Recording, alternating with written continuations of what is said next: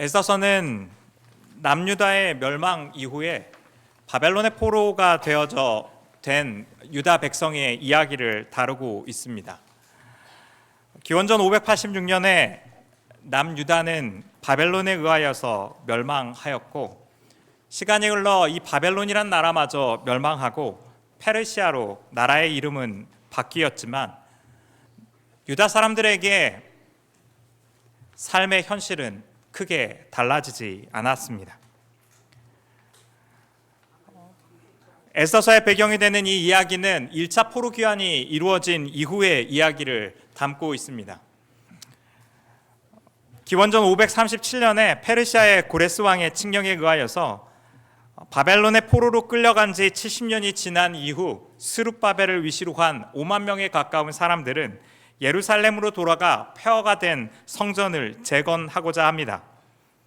에스더서의 배경이 되는 사람들은 바벨론의 포로 이후에 예루살렘으로 돌아간 사람들이 아니라 페르시아에 살아가고 있는 사람들 가운데에 그곳에서 하나님은 어떻게 살아 계시는지를 보여주고 있는 말씀입니다. 폐허가 된 예루살렘 성전을 재건하는 일은 좀 더 분명한 하나님의 부르심에 관한 일입니다.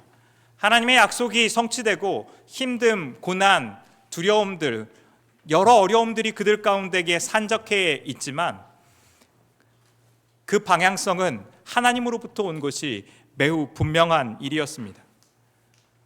하지만 페르시아에 남아있는 사람들은 여전히 이방 왕의 다스림과 이방 문화 가운데 살아가면서 이방 사람들과 둘러싸여서 삶을 살아야만 했습니다. 그곳에서 하나님은 보이지 않는 것 같은 환경에서 그들은 하나님께서 어떻게 그들 가운데 살아계시는지를 고민하고 기도하고 찾아야만 했습니다.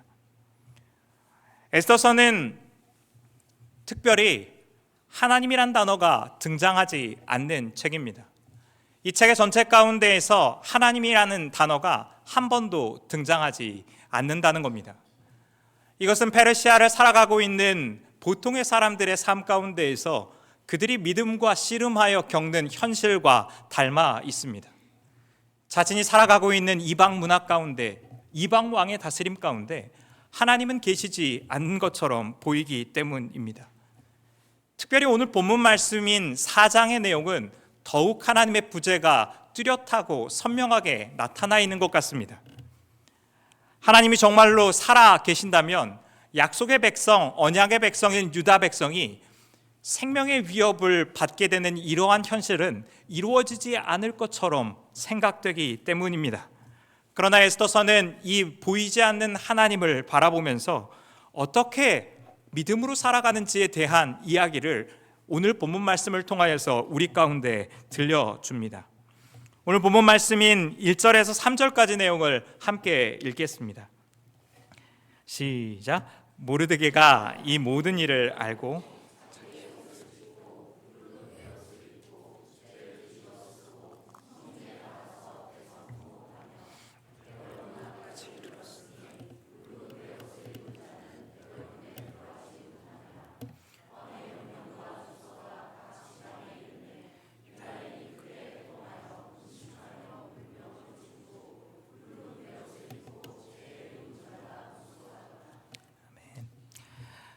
오늘 본문 말씀의 1절은 모르드게가 이 모든 일을 알고라는 표현으로 시작됩니다.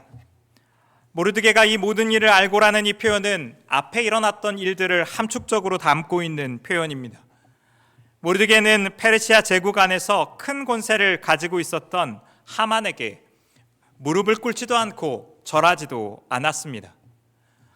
모르드게의 이러한 태도는 하만을 분노하게 합니다. 모르드게에게 분노한 하만은 모르드게 한 사람을 죽이는 것으로 부족하다 생각하여서 유다 민족 전체를 진멸하고자 하는 계략을 꾸밉니다.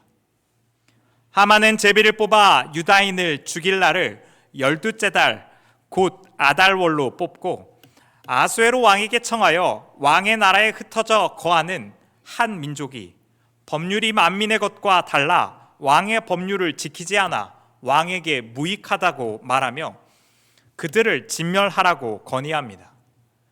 하만이 말하고 있는 그 한 민족은 유다 민족을 말하는 것이었습니다.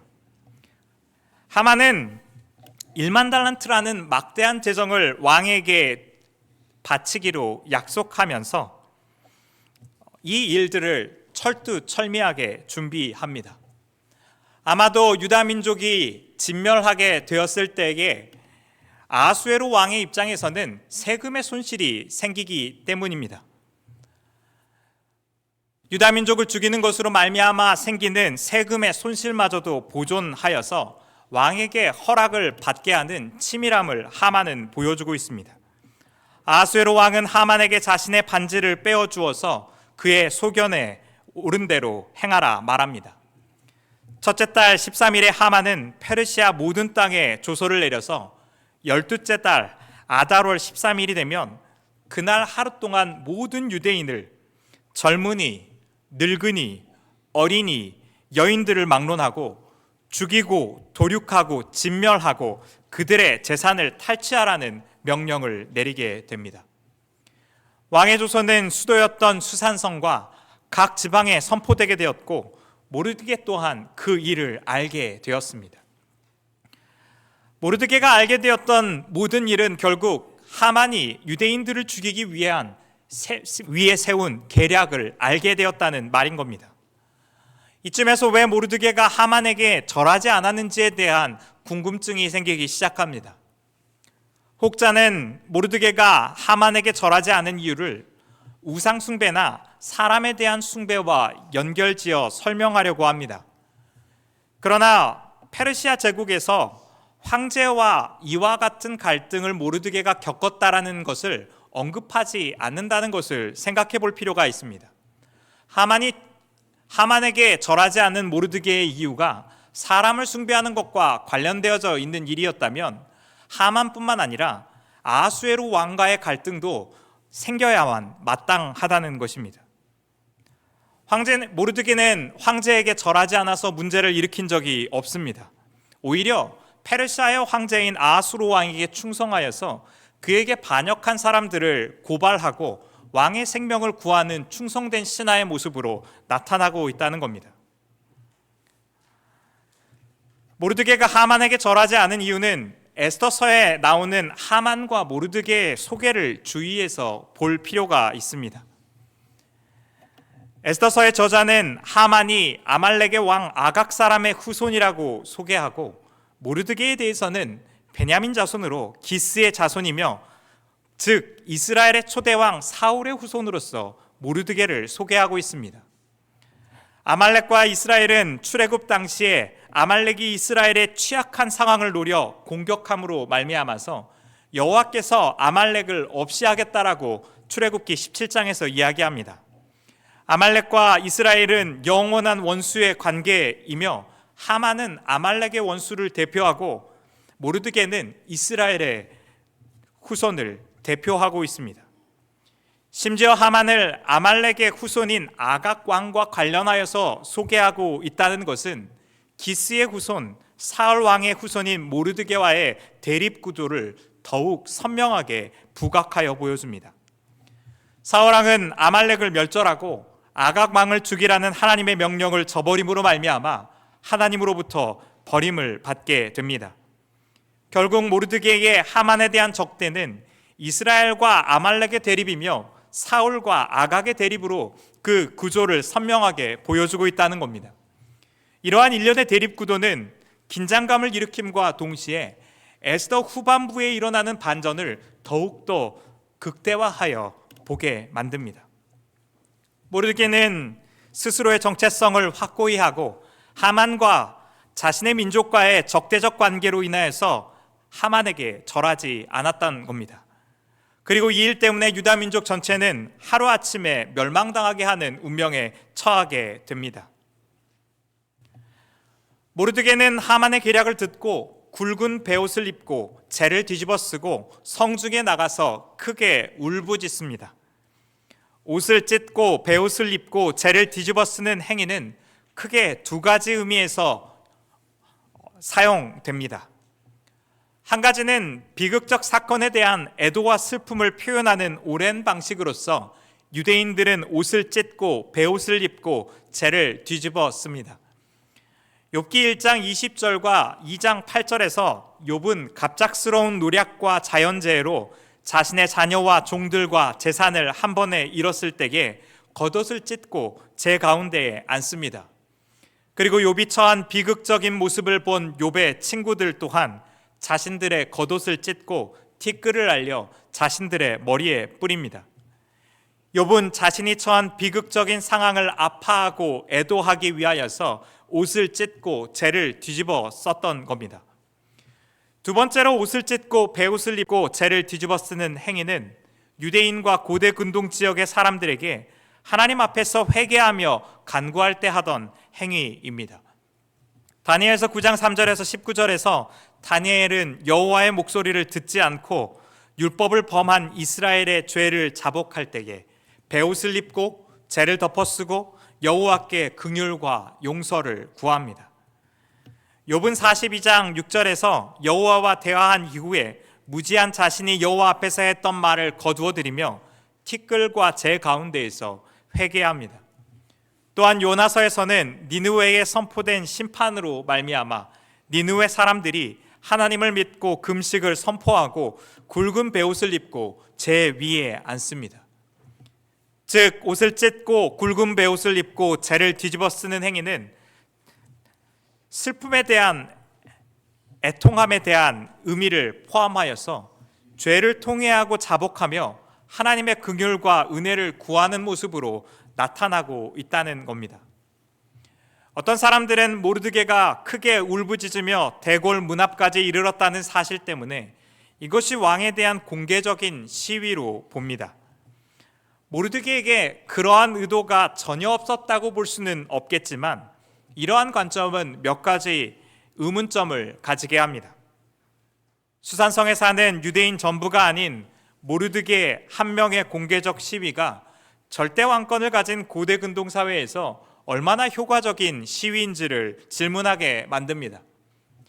또한 오늘 본문 말씀의 3절의 말씀은 울며 부르짖고 굵은 베옷을 입고 재에 눕는 행동이 모르드게 한 사람의 행동만이 아니라는 것을 보여줍니다. 이 행동은 왕에게 보여질 수 있는 수산성에 사는 사람들의 반응뿐만이 아니라 페르시아 전 지역에서 이 소식을 들은 모든 유다인들 가운데에서 나타나고 있는 행동이라는 겁니다. 유다 민족이 처한 비극적인 상황을 애통하고 자신들을 향한 이 비극 가운데 하나님의 긍휼과 용서를 구하는 반응으로 해석하는 것이 훨씬 더 적절한 반응으로 보인다는 겁니다.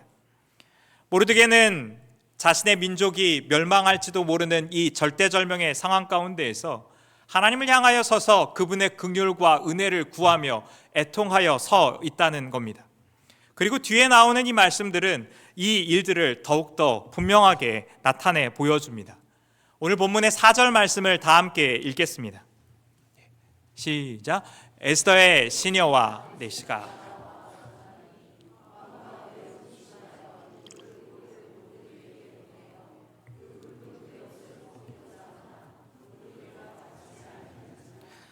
에스더는 모르드게가 굵은 베옷을 입고 죄를 뒤집어 쓰고 대성통곡하며 있다는 사실을 알게 됩니다. 하지만 에스더는 어떤 이유에서 모르드게와 이와 같이 깊은 슬픔에 빠졌는지를 알지 못합니다. 그러하기에 에스더는 매우 근심하며 입을 의복을 모르드게에게 보냅니다. 모르드게는 옷이 없어서 문제를 겪고 있는 것이 아님에도 불구하고 에스더는 의복을 모르드게에게 보냈다는 겁니다. 에스더는 모르드게가 어떤 상황 가운데 처해 있는지를 묻기 전에 굵은 베옷을 벗기고자 합니다. 그러나 모르드게는 굵은 베옷을 벗기를 거부합니다. 에스더가 굵은 베옷을 벗기고자 했던 이유는 오늘 본문 말씀의 2절을 통해서 알 수 있습니다. 굵은 베옷을 입은 자는 궁전으로서의 출입이 금해지기 때문입니다. 에스더는 모르드게에게 상황을 묻기 전에 의복을 갈아입혀서 궁전으로 모르드게를 출입하게 하고 직접 그에게 이야기를 들으려 했던 것으로 보입니다. 그러나 모르드게는 에스더의 이러한 제안을 거절합니다. 모르드게의 이러한 거절은 그가 하나님이 보이지 않는 것 같은 이 절대적인 부재 속에서 그가 정말로 의지하는 것이 에스더가 아니라 하나님께 구함을 함축적으로 드러내고 있는 표현입니다. 베옷은 에스더와 모르드게 사이를 가로막고 있습니다. 베옷은 모르드게가 에스더에게 나아가는 것을 막고 있습니다. 만약 에스더의 주제가 하나님의 일을 위해서 높은 지위와 부를 쌓아서 하나님 앞에 쓰임받는 때를 준비해야 된다는 주제라면 오늘 본문 말씀은 전혀 다른 방식으로 전개되었어야 마땅합니다. 모르드게는 베옷을 입어서는 안 됩니다. 모르드게는 베옷을 입고 궁궐 안에 들어갈 수 없다는 사실을 너무 잘 알고 있기 때문입니다. 그러나 만약 모르드게가 에스더를 의지했다면 베옷을 벗고 당장 에스더에게 달려가서 그녀와 함께 왕의 마음을 돌릴 수 있는 대책을 고민했어야 마땅했습니다. 자신이 왕과 함께 움직일 수 있는 정치 세력을 규합하고 반하만 연합을 만드는 정치적인 권모술수를 계획하는 것이 합리적인 전개라는 겁니다. 그러나 베옷은 이 모든 일을 어렵게 만드는 방해물입니다. 베옷으로 인하여 에스더는 모르드게를 만날 수 없습니다. 그러나 모르드게는 이 베옷 벗기를 거부합니다. 모르드게의 소망은 에스더에게 있는 것이 아니라 이스라엘의 구원이신 하나님께 있음을 보여주고 있기 때문입니다. 그래서 오늘 본문 말씀은 모르드게와 에스더의 대화로 보이지만 하닥이라는 내시를 통하여서 이 대화가 진행되고 있다는 것을 눈여겨볼 필요가 있습니다. 베옷으로 가로막혀 있는 에스더와 모르드게의 사이를 하닥이라는 내시가 오가면서 두 사람의 대화를 전달하고 있다는 겁니다. 내시 하닥을 보내어 모르드게의 상황을 에스더는 알고자 합니다. 모르드게는 하닥에게 자신이 당한 모든 일과 하만이 유다인을 멸하기 위해 막대한 돈을 왕에게 약속한 것을 말합니다. 그리고 유다인을 진멸하라고 수산 중에서 보낸 조서의 초본을 에스더에게 보여주어 사태의 심각성을 깨닫게 합니다. 그리고 왕에게 나아가서 유다 민족을 위하여 간절히 구하라고 청합니다. 하지만 에스더에게서 돌아온 답은 자신이 그 일을 할 수 없는 이유에 관한 것이었습니다. 10절과 11절 말씀을 다 함께 읽겠습니다. 시작. 에스더가 하닥에게 이르되 모르드게에게 전하기를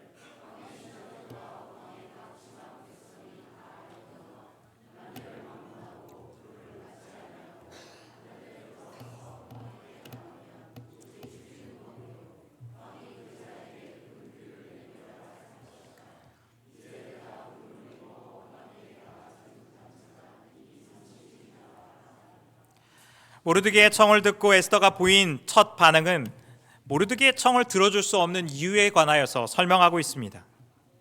에스더는 왕의 신하들과 지방의 모든 백성이 알고 있는 대로 왕후를 포함하여 남녀 중 누구라도 왕의 부름을 받지 않고 왕의 내실에 들어가면 죽을 수 있다는 법이 있다는 것을 모르드게에게 상기시킵니다. 왕의 부름을 받지 않고 왕의 내실에 들어갈 때에 왕이 그자에게 금규를 내밀어야만 살 수 있다는 겁니다. 또한 아하수에로 왕이 에스더를 찾지 않은 지가 벌써 30일이나 되었기에 왕이 자신을 찾아오기를 기다리기도 어려울 뿐만 아니라 왕의 호의를 받는 것도 쉽지 않다는 것을 모르드게에게 말합니다. 결론적으로 에스더는 자신이 왕을 만나는 일은 스스로 목숨을 걸어야 하는 위험천만한 일이기에 왕에게 나아갈 수 없다는 사실을 모르드게에게 전달하고 있는 것입니다. 그런데 이 이야기를 들은 모르드게의 반응이 더 놀랍습니다. 13절과 14절 말씀을 같이 읽겠습니다. 시작. 모르드게가 그를 시켜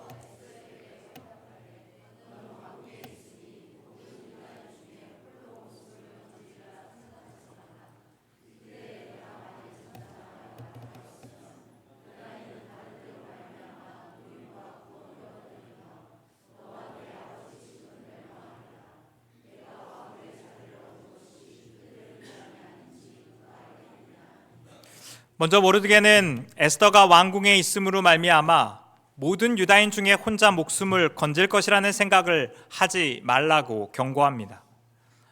왕의 조서는 유다인들을 공격하는 것을 한날에 허락하고 있지만 에스더는 자신이 유다 민족임을 밝히지도 않았을 뿐만 아니라 유다인의 대적들의 공격에서 비교적 안전한 왕궁에 있어 당장은 생명을 잃지 않을 가능성이 높다는 것은 사실로 보입니다. 에스더가 죽음이 두려워 왕에게 나아갈 수 없다는 발언은 유다인에게 닥친 위기가 자신의 생명은 위협하지 않을 것이라는 생각에 기인하고 있다는 것을 모르드게가 지적하고 있는 겁니다. 뿐만 아니라 모르드게는 에스더 혼자 생명을 구할 수 있을 것이라는 생각이 착각이라는 사실을 말하고 있습니다. 심지어 모르드게는 에스더가 이때에 일어나서 행동하지 않아도 유다인들이 다른 데로 말미암아 노임과 구원을 받을 것이라는 자신의 확신에 대해서 에스더에게 말합니다. 이러한 모르드게의 반응은 모순된 것을 에스더에게 요구하는 것만 같습니다. 만약 모르드게의 말대로 에스더가 행동하지 않아도 다른 데로 말미암아 유다인이 구원을 받는다면 목숨을 걸어야 하는 에스더가 굳이 위험을 감수하지 않고 다른 데로 말미암아 유다인이 구원을 받는다면 에스더도 손해를 보지 않고 유다인도 살게 되는 매우 좋은 상황이 될 것처럼 여겨지기 때문입니다. 모르드게의 말에는 하나님이나 언약에 대한 어떤 언급도 담겨 있지 않지만 모르드게가 가지고 있는 확신은 하나님으로부터 난 확신이라는 것이 분명해 보입니다. 하나님이 아니고서는 페르시아의 황제와 법이 정하고 있는 이 절대절명의 위기 가운데에서 어떤 방법을 사용하던 유다 민족 전체를 위기 가운데 구할 수 있는 존재는 단 하나도 없기 때문입니다. 모르드게는 유다 민족을 향하여 신실하게 그 약속을 지키실 하나님께서 유다 민족의 삶을 보존하실 것을 확신하고 있습니다. 모르드게는 에스더가 나서든 나서지 않든 하나님께서 유다 민족을 보호하실 것을 신뢰하고 있다는 겁니다. 하지만 에스더가 굳이 위험을 감수하지 않아도 유다 민족이 구원을 받게 된다면 그녀가 굳이 위험을 감수할 필요가 있는지는 여전히 우리에게 의문으로 남습니다. 에스더는 그냥 아무 일도 하지 않아도 자신의 왕후의 자리를 지키고 유다 민족도 현재의 위험을 다른 곳으로부터 노임을 받을 수 있다면 서로에게 이익인 것처럼 보이기 때문입니다. 그러나 모르드게가 에스더에게 이때에 일어나 왕에게 나아가 말하기를 종용했던 것은 에스더가 아니더라도 유다 민족은 다른 데로 노임을 받겠지만 에스더와 그녀의 아버지 집이 멸망을 당할 것이라는 점을 에스더에게 말하고 있는 겁니다. 에스더가 정말로 두려워해야 할 분은 페르시아의 아하수에로 왕이 아니라 하나님이라는 사실입니다. 에스더가 지금 이때에 일어나 순종하고 행동해야 되는 이유는 순종이 바로 에스더에게 구원의 길이고 생명의 길이라는 것을 모르드게는 에스더에게 가르치고 있다는 겁니다. 우리는 너무 자주 순종이 우리에게 요구하는 대가지불로 인하여서 우리가 너무 큰 손해를 보고 있다라고 생각합니다. 순종은 위험을 감수해야 하는 일일 뿐만 아니라 내 삶을 불행하고 위기 가운데 서게 만드는 것이 순종이라고 우리는 자주 생각합니다. 우리가 자주 하는 착각 중에 하나는 하나님이 우리의 순종 없이 일할 수 없다라고 생각하는 것입니다. 그러나 하나님은 우주의 창조주로서 우리의 순종이 없어도 자신의 뜻을 이루는 데에 어떠한 제약도 없는 분이십니다. 그분은 전능한 하나님이십니다. 그분은 사막에 강을 내시고 꽃이 피어나게 하십니다.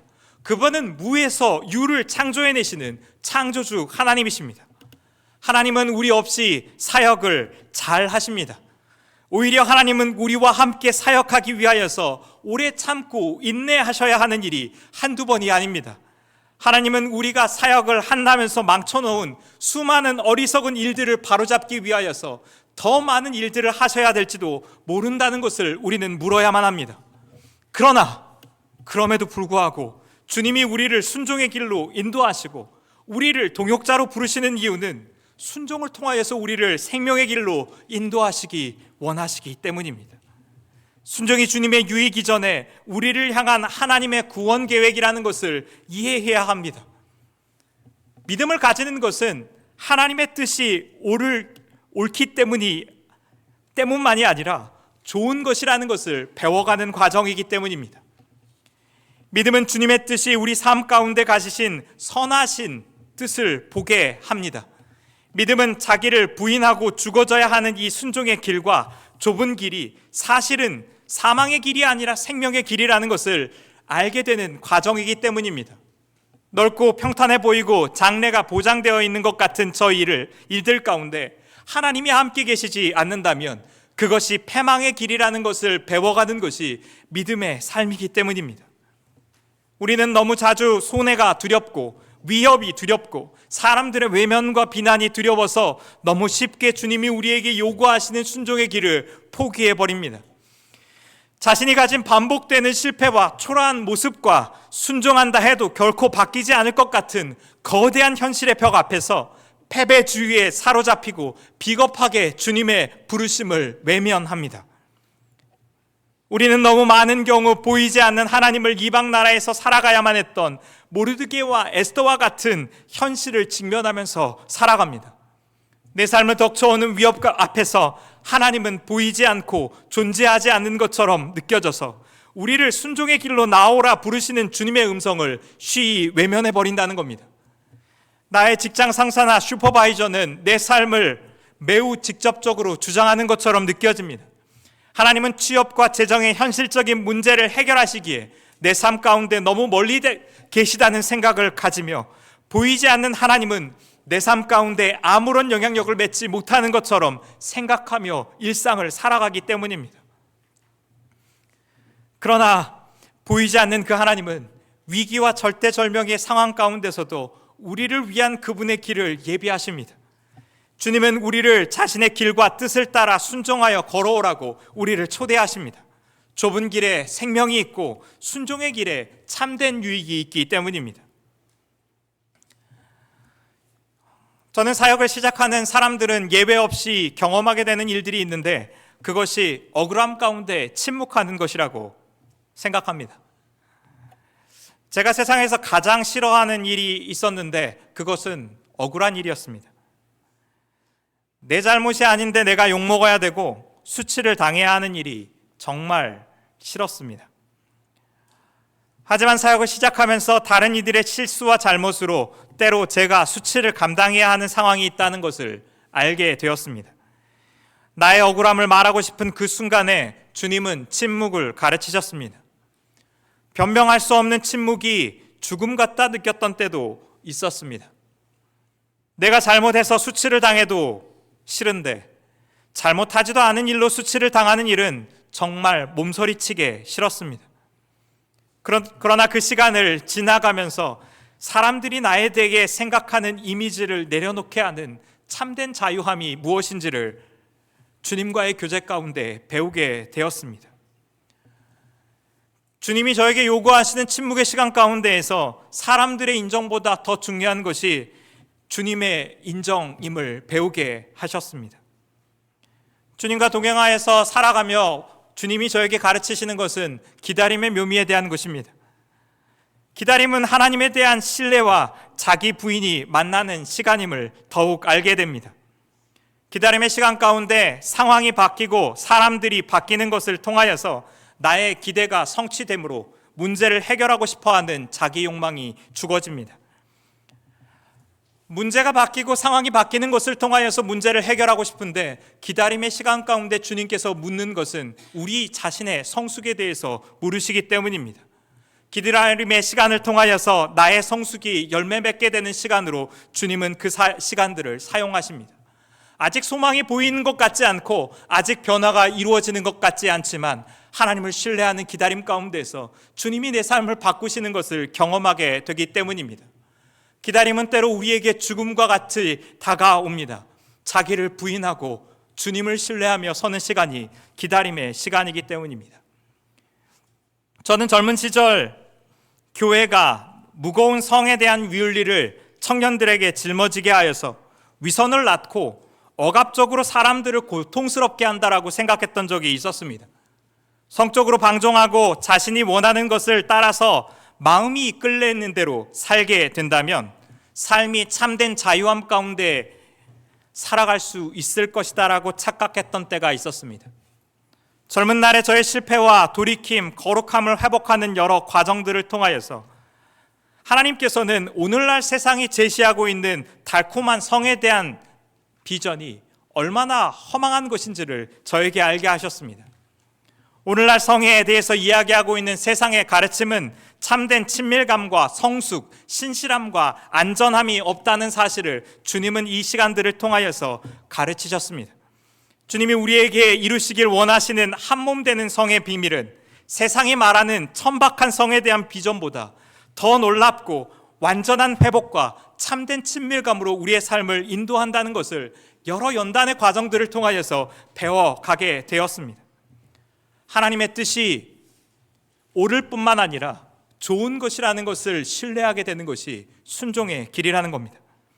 하나님이 자신의 즐거움을 위해 우리의 고통을 즐거워하는 사디스트가 아니라 하나님께서 좋은 길들을 우리에게 예비하시고 순종을 통과하여 주님을 따라 걷기를 소망하신다는 겁니다. 하나님은 자기 유익이 아니라 우리와 우리 아버지 집의 구원을 위하여 우리를 부르신 분이라는 겁니다.